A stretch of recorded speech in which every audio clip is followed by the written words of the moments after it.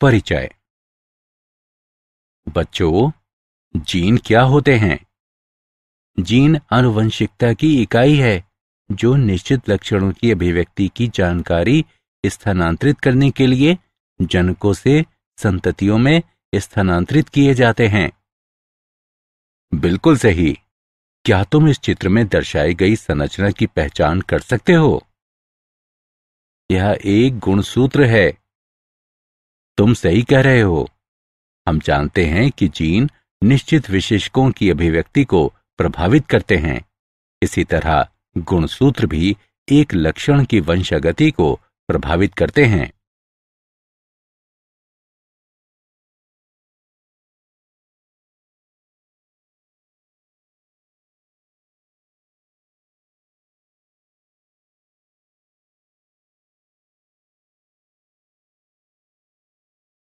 उद्देश्य।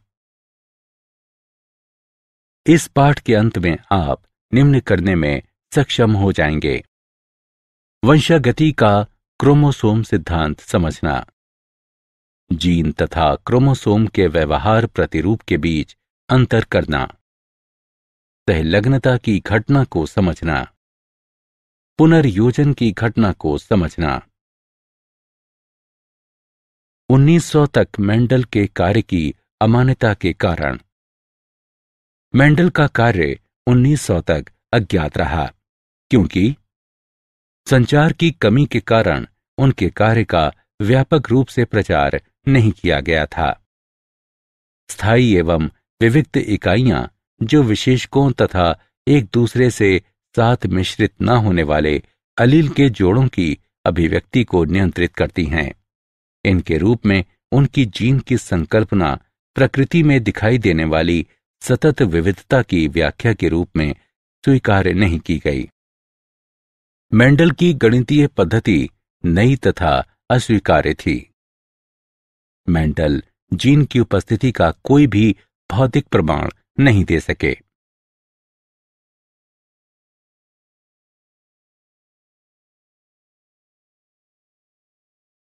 क्रोमोसोम यानी गुणसूत्र की खोज। 1900 में क्रोमोसोम की पहचान केंद्रक के भीतर रंगीन कार्य के रूप में की गई जो कोशिका विभाजन के ठीक पहले द्विगुणित और विभाजित होने में भी सक्षम थे।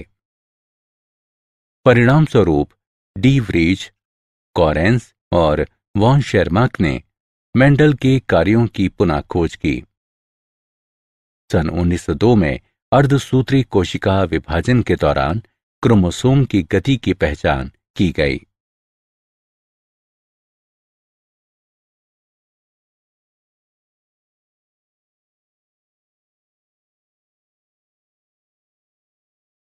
जीन और क्रोमोसोम। जीन युग्म के दो अलील समजात क्रोमोसोम पर समजात स्थलों पर स्थित होते हैं। क्रोमोसोम का व्यवहार जीन के व्यवहार के समानांतर चलता है। क्रोमोसोम पर उपस्थित दोनों जीन युग्मक निर्माण के दौरान इस प्रकार विसंयोजित होते हैं कि प्रत्येक जोड़े में से केवल एक ही युग्मक तक पहुंच पाता है।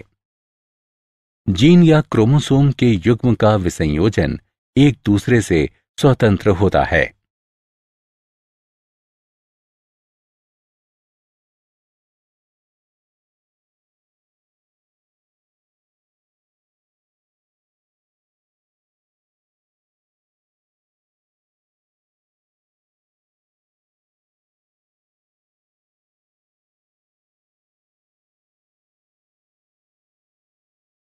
गुणसूत्रों का स्वतंत्र अपव्यूहन।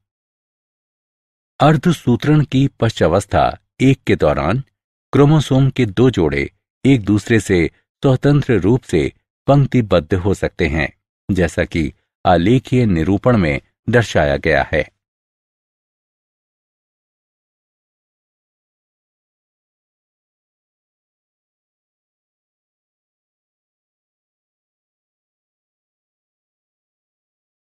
वंशागति का क्रोमोसोम सिद्धांत।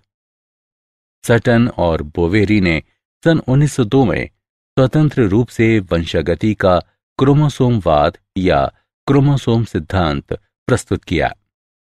सिद्धांत के अनुसार आनुवंशिक जानकारी जीन द्वारा ले जाई जाती है जो क्रोमोसोम के भाग हैं। सटन और बोवेरी के अनुसार क्रोमोसोम युग्म का जोड़ा बन जाना या अलग होना अपने में ले जाए जा रहे कारकों के युग्म के विसंयोजन का कारण बनेगा।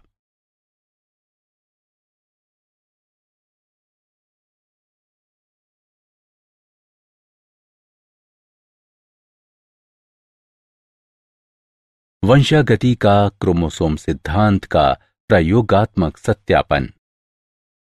वंशागति का क्रोमोसोम सिद्धांत का प्रयोगात्मक सत्यापन थॉमस हंट मॉर्गन द्वारा फल मक्खी ड्रोसोफिला मेलनोगैस्टर पर किया गया।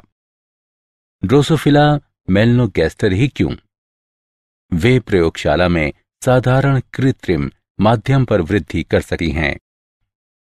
वे अपना जीवन चक्र लगभग 2 सप्ताह में पूरा करती हैं। उनमें लिंगों का विभेदन स्पष्ट था।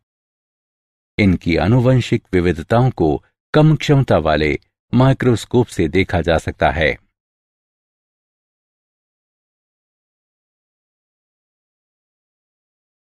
सहलग्नता।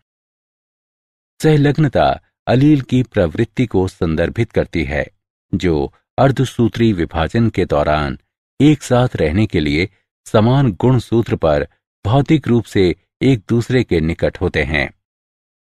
सहलग्न जीन स्वतंत्र अवयवन नहीं दर्शाते हैं। मॉर्गन ने पीले शरीर और श्वेत आंखों वाली मादाओं तथा भूरे शरीर लाल आंखों वाले नरों के बीच सहलग्नता का पता लगाने के लिए 2 बिंदु परीक्षार्थ संकरण का उपयोग किया। उन्होंने देखा कि 2 जीन स्वतंत्र रूप से विसंयोजित नहीं हुए और F2 फिनोटाइप अनुपात अपेक्षित अनुपात 9:3:3:1 से भिन्न था। मॉर्गन ने देखा कि ड्रोसोफिला में आंखों का रंग लिंग सहलग्न था, जैसा कि आरेख में दर्शाया गया है।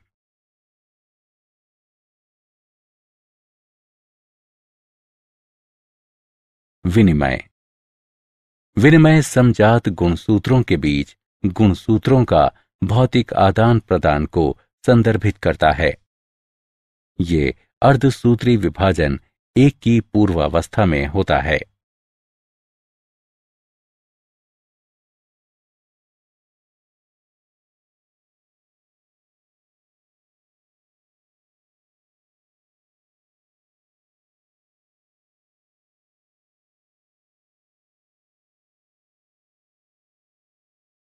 विनिमय तथा आनुवंशिक पुनर्योजन। विनिमय के परिणाम स्वरूप समजात युग्मों के बीच आनुवंशिक जानकारी का पुनर्योजन होता है। पुनर्योजन अर्धसूत्री विभाजन के दौरान समान गुणसूत्र पर अलील के आनुवंशिक अभिव्यूहन को संदर्भित करता है। सहलग्न जीन कम पुनर्योजन आवृत्ति दर्शाते हैं क्योंकि ये जीन स्वतंत्र रूप से अपव्यूहित नहीं होते हैं। 2 सहलग्न जीन के बीच की दूरी का निर्धारण तब होता है जब वे विनिमय या आवृत्ति दर्शाएंगे। आनुवंशिक मानचित्रण। सहलग्नता मानचित्र गुणसूत्र पर उपस्थित जीनों की व्यवस्था के अनुरूप होता है। समान गुणसूत्र पर उपस्थित जीन युग्मों के बीच पुनर्योजन आवृत्ति का उपयोग जीनों के बीच की दूरी मापने तथा गुणसूत्र पर इनकी स्थिति का मानचित्र बनाने के लिए किया जा सकता है। आनुवंशिक मानचित्र दूरी बराबर पुनर्योजन युग्मकों की संख्या गुणा 100 बटे कुल युग्मक। आनुवंशिक मानचित्र दूरी सेंटीमोर्गन में मापी जाती है।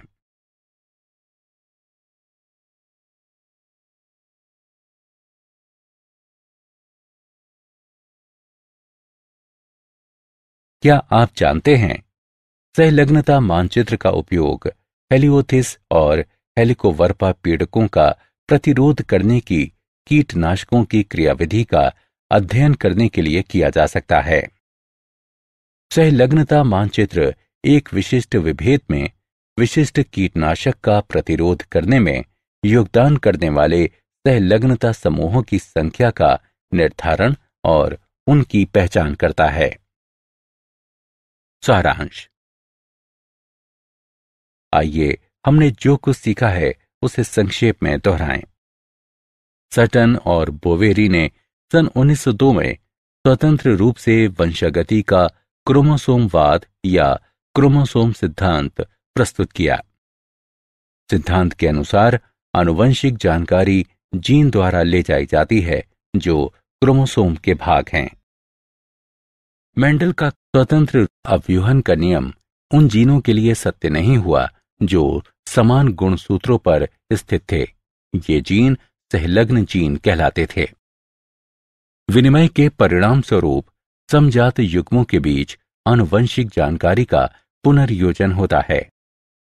सहलग्नता मानचित्र गुणसूत्र पर उपस्थित जीनों की व्यवस्था के अनुरूप होता है।